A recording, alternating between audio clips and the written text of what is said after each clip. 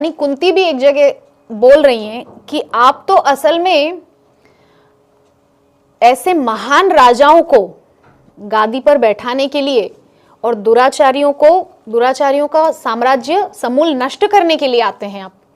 जब कुंती महारानी इस चीज पर व्याख्या कर रही कि आप आते क्यों हैं इस संसार में, तो अलग अलग वहां पे उदाहरण दे रही है कुंती महारानी कि आप अच्छे राजाओं को गादी पर बैठाने के लिए, दुराचारियों को का साम्राज्य समूल नष्ट करने के लिए आते हैं, ब्रह्मा जी की प्रार्थना पर आप आते हैं, पृथ्वी की प्रार्थना पर आते हैं, देवताओं की प्रार्थना पर आते हैं, इस प्रकार से।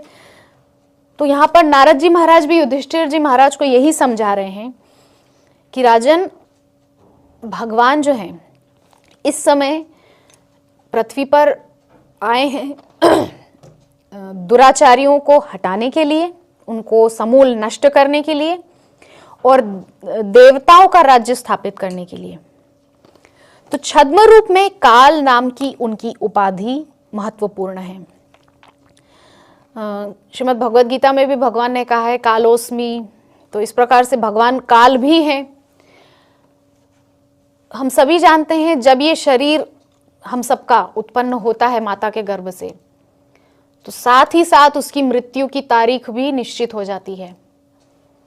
श्रीमद् भागवतम के 10वें स्कंद में जब कंस को वसुदेव जी उपदेश दे रहे थे कि मृत्युर्जन्म बताम वीर देहेन सह जायते अद्यवाप्त शताम तैवा मृत्युर्वै प्राणिनाम ध्रुव, कि हे कंस, तुम किस मृत्यु से भय पा रहे हो?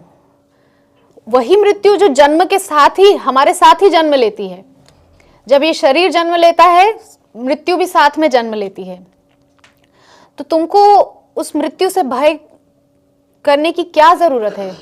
भयभीत होने की क्या आवश्यकता है?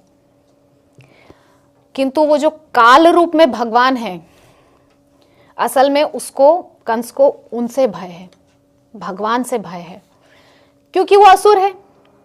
तो असुर जो हैं वो भगवान से भयभीत होते हैं, किंतु जो दैवीय प्रकृति के लोग होते हैं वो भगवान से प्रीति करते हैं, प्रेम करते हैं, संबंध स्थापित करते हैं। जैसे अर्जुन ने किया, सखा बनाया, गोपियों ने किया, अपना कांत बनाया। हाँ, तो वे रंच मात्र भी भयावह नहीं है। कौन भयावह नहीं है? भगवान भयावह नहीं है। किनके लिए भयावह नहीं है? भक्तों के लिए। लेकिन जो असुर प्रवृत्ति के लोग हैं, असुर प्रकृति के लोग हैं, उनके लिए वही भयावह बन जाते हैं।